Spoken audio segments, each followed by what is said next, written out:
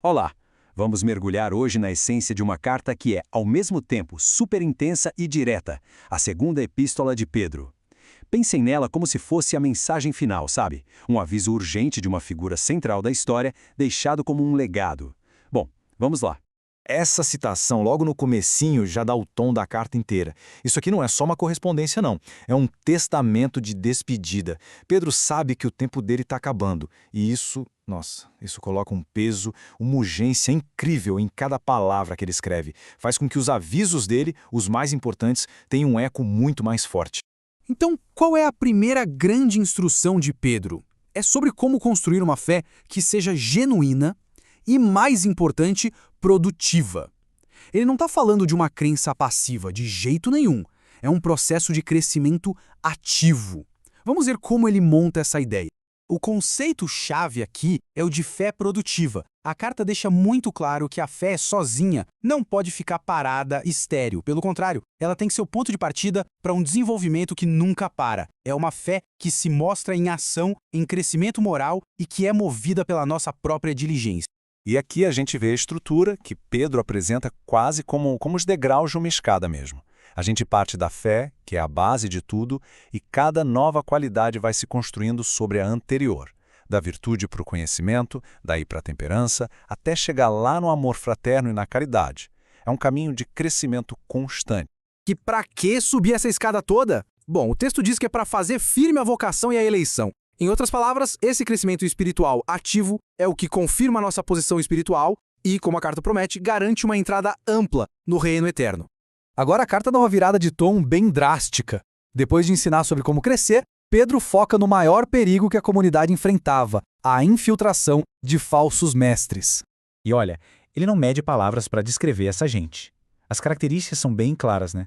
Eles agem escondidos, são movidos pela ganância e chegam a negar a autoridade que os redimiu. Mas a descrição mais forte, a mais irônica, é o engano deles. Prometem liberdade, sendo que eles mesmos são escravos da corrupção.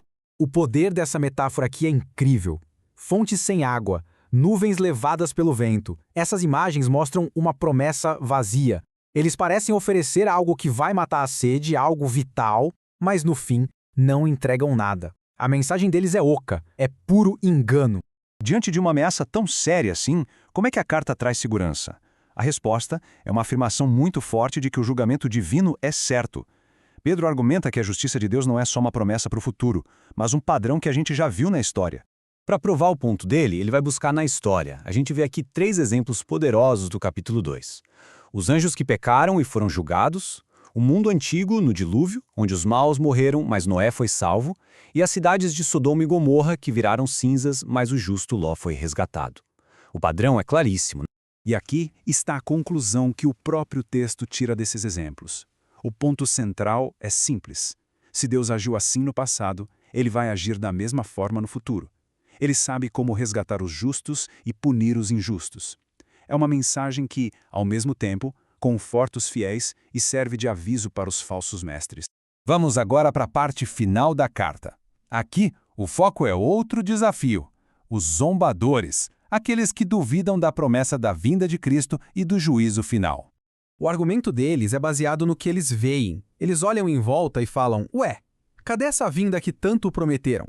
Tudo continua igualzinho, como sempre foi. Eles usam a aparente estabilidade do mundo e a passagem do tempo como se fossem prova de que a promessa é falsa. A resposta da carta para essa zombaria é uma virada de chave na nossa perspectiva. Para nós humanos, séculos se passaram, o que parece uma demora enorme. Mas do ponto de vista de Deus, o tempo funciona numa escala totalmente diferente. O que para a gente parece lento, para Deus não é atraso. E tem um motivo teológico por trás dessa nossa percepção de demora. Não é descaso, é paciência. Segundo a carta, esse tempo que passa é uma expressão da longanimidade de Deus, ou seja, uma oportunidade que se estende para que mais pessoas possam se arrepender. Mas a carta insiste, esse dia vai chegar. E vai chegar de repente, de um jeito que transforma tudo como um ladrão. A descrição é cósmica, é dramática. Pensa só, os céus desaparecendo com um barulho ensurdecedor, os elementos derretendo com um fogo. E o resultado final não é aniquilação, mas sim renovação, a promessa de novos céus e nova terra onde habita a justiça. E assim, diante de tudo isso, o chamado ao crescimento, a ameaça dos falsos mestres e a promessa de um fim tão dramático, a carta chega na sua conclusão mais prática. A grande pergunta é, tá, mas e aí? O que isso tudo significa para a nossa vida hoje? A própria carta faz a pergunta que mais importa. É uma pergunta retórica, que força a gente a refletir. Se o mundo como a gente conhece é passageiro e está destinado a uma transformação radical, que tipo de pessoa a gente deve ser aqui e agora? A ideia é que nosso comportamento diário tem que refletir essa realidade futura.